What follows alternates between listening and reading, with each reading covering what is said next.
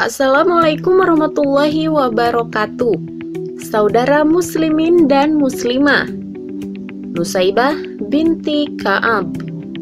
Nama dan kisah ini mungkin telah sering kita dengar, namun sekedar mengingatkan kembali mengenai kisah perjuangan wanita yang begitu mulia ini. Semoga dapat mengembalikan semangat dan kecintaan kita untuk juga bisa meneladani beliau. Nusaibah binti Ka'ab, sang wanita perkasa. Namun sebelum lanjut, jangan lupa klik tombol subscribe dan aktifkan lonceng notifikasinya agar terus mendapat info-info menarik lainnya. Juga like dan share jika video ini bermanfaat. Nusaibah binti Ka'ab radhiyallahu anha, namanya tercatat dalam tinta emas penuh kemuliaan. Bahkan kematiannya mengundang ribuan malaikat untuk menyambutnya. Pada suatu hari, Nusaibah sedang berada di dapur. Suaminya, yaitu Sa'id, sedang beristirahat di bilik tempat tidurnya. Tiba-tiba Nusaibah mendengar suara gemuruh yang bagaikan gunung-gunung batu yang runtuh. Nusaibah menerka bahwa suara itu bersumber dari tentara musuh. Dan memang pada beberapa hari itu ketegangan sedang memuncak di kawasan Gunung Uhud. Dengan bergegas, Nusaibah meninggalkan apa yang sedang dilakukannya. Kemudian masuk ke dalam bilik tempat tidur. Suaminya yang sedang tertidur dengan halus dan lembut dikejutkan oleh Nusaibah. Nusaibah berkata, "Suamiku tersayang, aku mendengar pekik suara menuju ke Uhud. Mungkin orang-orang kafir telah menyerang." Sa'id yang belum sadar sepenuhnya tersentak. Sa'id menyesal, mengapa istrinya yang mendengar terlebih dahulu? Mengapa bukan dia yang terlebih dahulu mendengar? Sa'id segera bangun dan mengenakan pakaian perangnya. Ketika dia menyiapkan kuda, Nusaibah menghampiri. Nusaibah memberikan sebilah pedang kepada Sa'id. "Suamiku, bawalah pedang ini. Jangan pulang sebelum menang." Sa'id memandang wajah istrinya.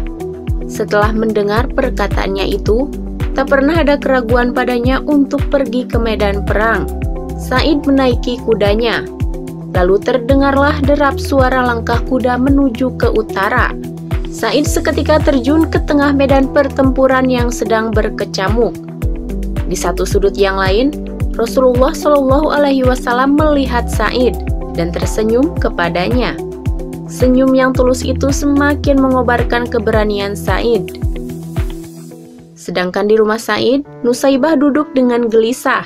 Kedua anaknya, yaitu Ammar yang baru berusia 15 tahun dan Sa'ad yang 2 tahun lebih muda dari Ammar, memperhatikan ibunya dengan pandangan cemas. Ketika itulah tiba-tiba muncul seorang penunggang kuda yang nampaknya sangat gugup. "Ibu, salam dari Rasulullah Shallallahu Alaihi Wasallam. Suami ibu, Sa'id, baru saja gugur di medan perang. Beliau syahid," ujar si penunggang kuda. Nusaibah tertunduk sebentar. "Innalillah, suamiku telah memerangi perang. Terima kasih ya Allah," gumamnya. "Ammar, apakah kau lihat ibu menangis? Ini bukanlah air mata kesedihan mendengar ayahmu telah syahid. Ibu sedih karena tidak memiliki apa-apa lagi untuk diberikan kepada para pejuang Rasulullah Shallallahu Alaihi Wasallam. Maukah engkau melihat ibumu bahagia?" Ammar mengangguk, hatinya berdebar-debar. "Ambillah kuda di kandang dan bawalah tombak. Bertempurlah bersama Rasulullah Shallallahu Alaihi Wasallam hingga kaum kafir terhapus," ujar Nusaibah. Mata Ammar pun bersinar-sinar. "Terima kasih ibu. Inilah yang aku tunggu sejak dari tadi.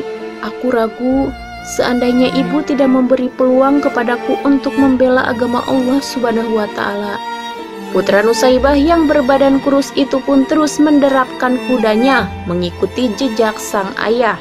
Tidak terlihat sedikit pun ketakutan di dalam wajahnya. Kemudian di hadapan Rasulullah Shallallahu Alaihi Wasallam, ia memperkenalkan diri. "Ya Rasulullah, aku Ammar bin Sa'id. Aku datang untuk menggantikan ayahku yang telah gugur."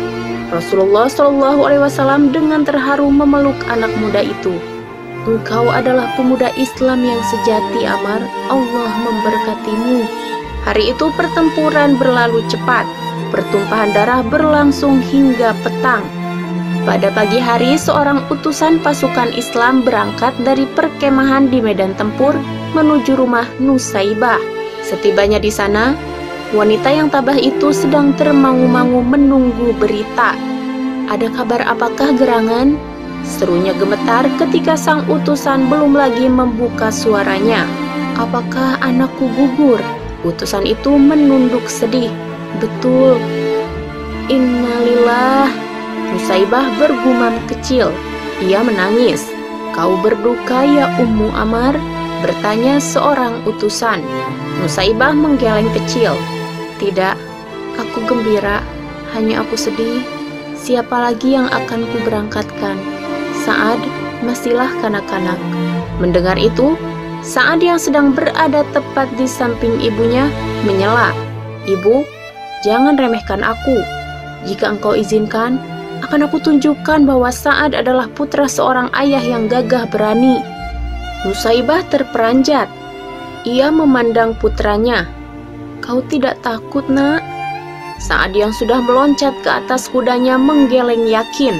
Sebuah senyum terhias di wajahnya. Ketika Nusaibah dengan besar hati melambaikan tangannya, Sa'ad hilang bersama utusan tentara itu. Di arena pertempuran, Sa'ad betul-betul menunjukkan kemampuannya. Pemuda berusia 13 tahun itu telah banyak menghempaskan nyawa orang kafir. Hingga akhirnya tibalah saat itu, yakni ketika sebilah anak panah menancap di dadanya. Sa'ad tersungkur, mencium bumi dan menyerukan, "Allahu Akbar." Kembali Rasulullah Shallallahu Alaihi Wasallam memberangkatkan utusan ke rumah Nusaibah. "Hai utusan, kau saksikan sendiri aku sudah tidak memiliki apa-apa lagi. Hanya masih tersisa diriku yang tua ini. Untuk itu, izinkanlah aku ikut bersamamu ke medan perang." "Tapi engkau wanita ya ibu?" Nusaibah binti Ka'ab tersinggung. "Engkau meremehkan aku karena aku seorang wanita? Apakah wanita tidak ingin pula masuk ke surga melalui jihad?" Ia bergegas menghadap Rasulullah Shallallahu Alaihi Wasallam dengan mengendarai kuda yang ada. Tiba di sana, Rasulullah Shallallahu Alaihi Wasallam mendengar semua perkataan Nusaibah. Setelah itu, Rasulullah Shallallahu Alaihi Wasallam berkata dengan senyum, "Nusaibah yang dimuliakan Allah Subhanahu Wa Taala, belum saatnya wanita mengangkat senjata. Untuk sementara, engkau kumpulkan saja obat-obatan dan rawatlah tentara yang luka-luka. Pahalanya sama dengan yang bertempur." Mendengar penjelasan Rasulullah Shallallahu Alaihi Wasallam, Nusaibah pun segera menenteng obat-obatan dan berangkatlah ia ke tengah pasukan yang sedang bertempur. Dirawatnya mereka yang mengalami luka-luka dengan cermat.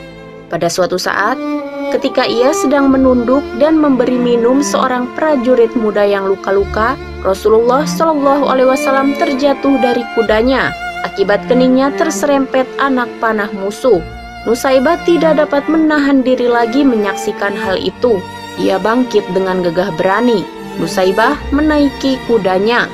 Bagaikan singa betina, ia mengamuk. Musuh banyak yang terbirit-birit menghindarinya. Puluhan jiwa orang kafir pun tumbang. Hingga pada suatu waktu, ada seorang kafir yang mengendap dari arah belakang dan langsung menebas putus lengan kiri Nusaibah. Nusaibah pun terjatuh dan terinjak-injak oleh kuda di dalam peperangan yang terus berjalan. Sementara medan pertempuran semakin menjauh.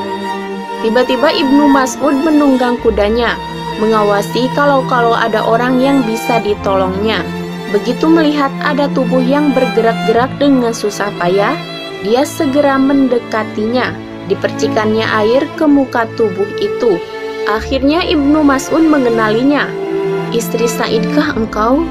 Nusaibah samar-samar memperhatikan penolongnya, lalu bertanya, "Bagaimana dengan Rasulullah? Selamatkah Baginda?" Baginda Rasulullah Shallallahu Alaihi Wasallam tidak kurang suatu apapun. "Engkau Ibnu Mas'ud bukan? Pinjamkanlah kuda dan senjatamu kepadaku." "Engkau masih terluka parah, Nusaibah. Engkau ingin menghalangi aku untuk membela Rasulullah Shallallahu Alaihi Wasallam?" Terpaksa Ibnu Mas'ud menyerahkan kuda dan senjatanya. Dengan susah payah, Nusaibah menaiki kuda itu, lalu menderapkannya menuju ke medan pertempuran. Banyak musuh yang dijungkir balikannya, namun karena salah satu tangannya sudah tidak utuh, akhirnya tak urung juga lehernya terbabat putus oleh sabetan pedang musuh. Gugurlah wanita perkasa itu ke atas pasir. Darahnya membasahi tanah yang dicintainya. Tiba-tiba langit berubah mendung hitam kelabu. Padahal awalnya langit tampak cerah dan terang benderang. Pertempuran terhenti sejenak. Rasulullah Shallallahu Alaihi Wasallam kemudian berkata kepada para sahabatnya, "Kalian lihat langit tiba-tiba menghitam, bukan? Itu adalah bayangan para malaikat yang beribu-ribu jumlahnya. Mereka berduyun-duyun menyambut kedatangan arwah Nusaibah, sang wanita yang perkasa. Tanpa pejuang sejati seperti dia, mustahil agama Islam bisa sampai dengan damai kepada kita yang hidup di zaman sekarang. Semoga Allah menempatkan mereka dan kita semua di surganya. Wallahu a'lam bishawab." Demikianlah dari kami, semoga bisa bermanfaat dan menjadi berkah bagi kita semua. Amin ya robbal alamin. Wassalamualaikum warahmatullahi wabarakatuh.